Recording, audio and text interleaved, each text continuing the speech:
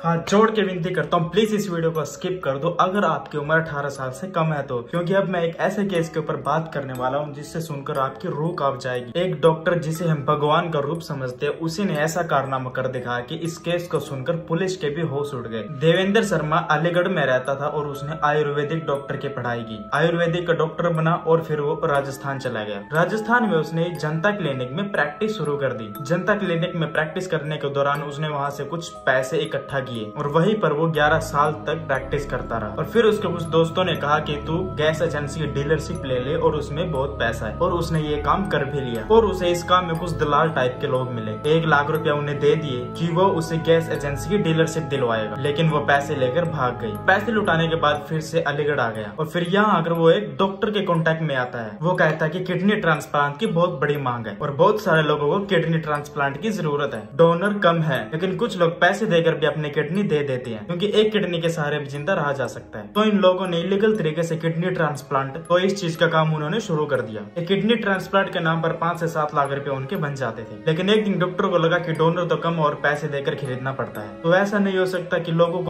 मारकर ही सीधा किडनी को निकाला जा सके और किडनी ट्रांसप्लांट हो। अब उसने अलीगढ़ में एक फेक गैस एजेंसी खोली। फिर उसने गैस सिलेंडर का ट्रक बुक किया उसी फेक गैस एजेंसी के नाम पर। ट्रक आता और फिर वो उस ड्राइवर के साथ बैठता, अलीगढ़ से 50 किलोमीटर सुनसान रास्ते पर जाकर उस ड्राइवर के देता और फिर वो उसकी किडनी निकाल दे। एंड उसने ऐसा कई बार किया और उसकी बॉडी को नदी में फेंक देता। और फिर उसने सोचा कि ऐसे बार बार ट्रक बुक करने पर तो वो फंस सकता है, लेकिन बाद में फिर उसने कैब को बुक करना शुरू कर दिया और ऐसे ही उन ड्राइवरों के साथ भी करना शुरू कर दिया। और ये खबर पूरे शहर में और देश में फैल गई थी। और एक दिन फिर से ऐसे ही देवेंद्र शर्मा एक टैक्सी को बुक करता है, लेकिन वो जो टैक्सी ड्राइवर है उसको इन केसेस के बारे में सब पता था कि पहले भी यहाँ से कुछ टैक्सियां और ट्रक गायब हो चुके हैं। तो उस ड्राइवर को देवेंद्र शर्मा पे शक हुआ और अपनी टैक्सी को भीड़ भाड़ वाले इलाके में खड़ा कर दिया। और देवेंद्र को यह बोलकर चला गया कि मैं अभी 2 मिनट में आ रहा हूँ, मुझे कुछ काम है। और वो वहाँ से सीधा पुलिस स्टेशन पर पहुंचा और इस चीज की खबर। देवेंद्र शर्मा भी वहाँ से भाग निकला था और कुछ समय के बाद वो अपने घर पे गिरफ्तार किया गया। देवेंद्र पर 21 मौतों का केस दर्ज हुआ था, लेकिन उसने पुलिस को खुद बताया कि मैंने 21 नहीं, ऐसे करके मैंने 50 मौतें की है और उनकी किडनियां बेचता रहा। ये बात सुनकर पुलिस के होश उड़ गए। रिपोर्ट्स और FIR के आधार पर ही उस व्यक्ति का नाम देवेंद्र शर्मा से